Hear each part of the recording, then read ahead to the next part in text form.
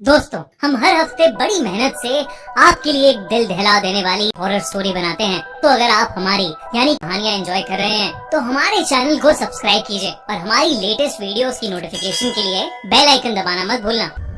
बरसों से बंद चर्च के बाहर एक कुत्ता तेजी से भौंक रहा था। तभी अचानक उसके सामने एक साया लहरा कर बाहर आया। उस साये को देखकर कुत्ते की आवाज उसके गले में ही बंद होकर रह गई। वो साया उसके आसपास लहरा रहा था। अचानक हवा में उस साये के साथ उड़ता हुआ वो कुत्ता उस चर्च के भीतर दाखिल हो गया। उसके भौंकने की आवाज अभी भी आ रही थी। कुछ देर के बाद हवा में उड़ता हुआ उसका शरीर वापस बाहर आया। इस बार उसके शरीर में प्राण नहीं थे। उसका पूरा शरीर सफेद था। मनाली शहर के बाहर एक पुराना चर्च बरसों से बंद था।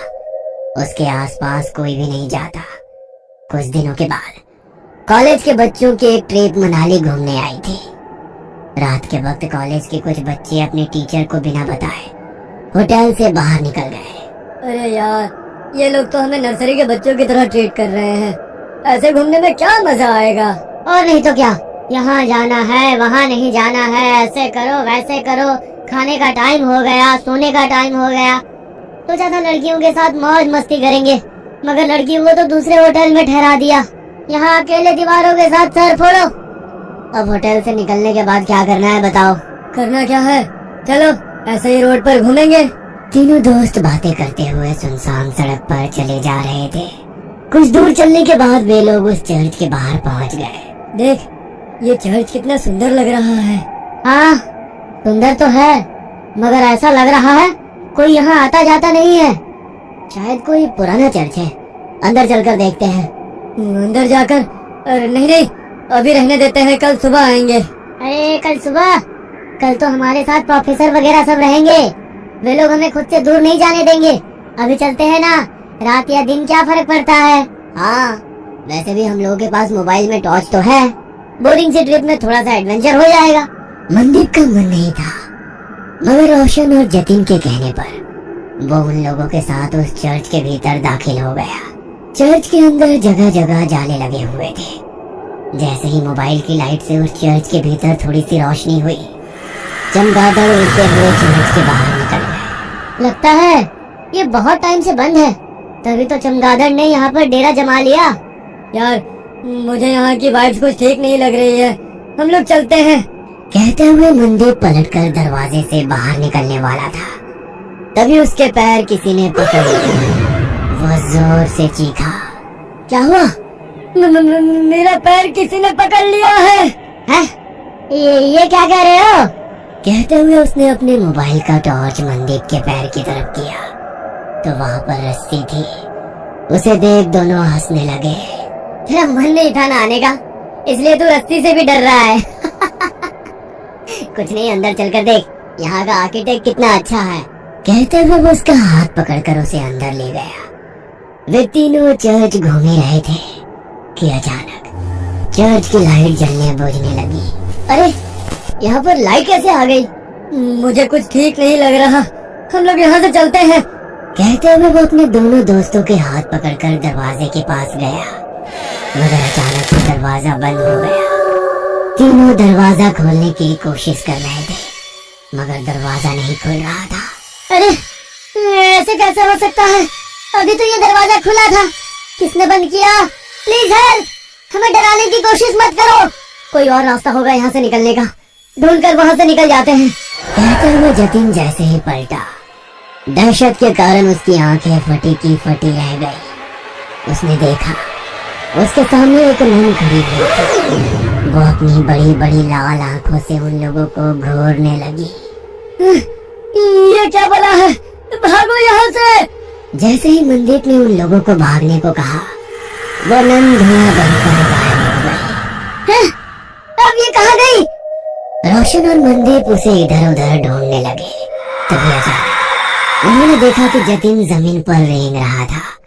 उसकी आंखें नन की तरह ही लाल थी, चेहरा पूरा सफेद और हाथ पैरों की चमड़ी जली हुई। उसे देखकर वे दोनों डर गए और चीखते हुए वहां से बाहर निकलने की कोशिश कर रहे थे, मगर उन्हें चर्च से बाहर निकलने का कोई रास्ता नजर नहीं आ रहा था। दोनों डर कर एक कोने में खड़े थे। जतिन तेजी से छिपकली की तरह रेंगता हुआ उनकी तरफ बढ़ा और उन लोगों को देख अपनी जीभ लपलपाता रहा।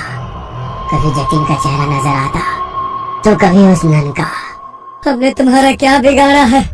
छोड़ दो हमारे दोस्त को, हमें यहाँ से जाने दो प्लीज, हमें यहाँ से जाने दो, हम कभी यहाँ नहीं आएंगे। कहते हुए मनदीप ने उस नन के आगे हाथ जोड़ लिए। नन उसे देख मुस्कुराने लगी।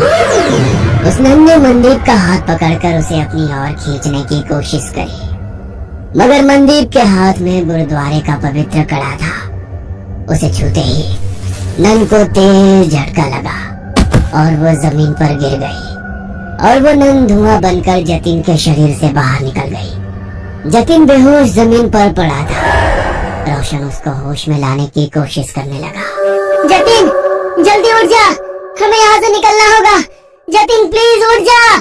तुम लोगों को क्या लगता है कि तुम लोग इससे बच सकते हो?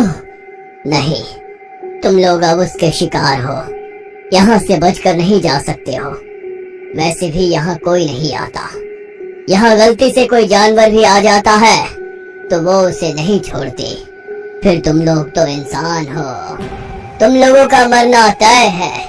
मगर ना जाने क्यों मुझे आज ऐसा लग रहा है कुछ अलग होने वाला है। फादर कुछ और कह पाते, उसके पहले ही उसने रोशन का गला पकड़ लिया। उसकी सांसें घूटने लगी। वो कातर नजरों से मनदीप की तरफ देखकर चिल्लाकर बोला, मनदीप चले जाओ यहाँ से, भागो। तुम्हारे पास गुरुद्वारे की पवित्र शक्ति है, ये तुम्हें कुछ नहीं कर सकती है। भाग जाओ। मैं तुमको छोड़कर कहीं नहीं जाऊंगा। मैं कह रहा हूँ ना, तुम चले जाओ यहाँ से, चले जाओ। रोशन बार बार उसे जाने के लिए कह रहा था, मगर नन की पकड़ उसके गले पर तेज हो गई। उसके नाखूनों से उसके गले में गड्ढा हो गया। गले से बहते हुए खून को वो नन जीभ लंबी कर कर चाटने लगी।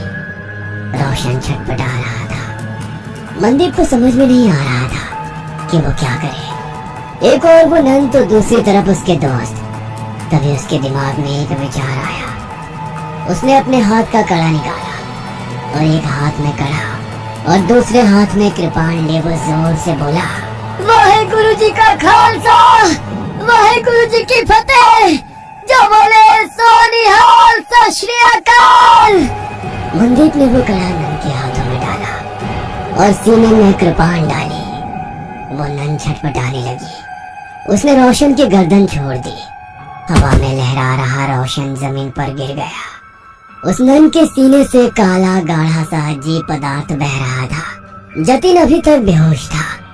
मनदीप को मदद चाहिए थी, मगर उसके पास मदद के लिए कोई नहीं था। उसकी नजर यीशु की मूर्ति पर पड़ी। हे यीशु, मुझे तेरी प्रार्थना नहीं आती है, मगर तेरे घर में शैतान तेरे बंदों पर कैसे हावी हो सकता है? हमारी मदद करो। कहते हुए उसकी आंखों में आंसू आ गए। तभी एक चमत्कार हुआ और बरसों से बंद वो चर्च अचानक से रोशन हो गया। फादर ने दो नन को बुलाया।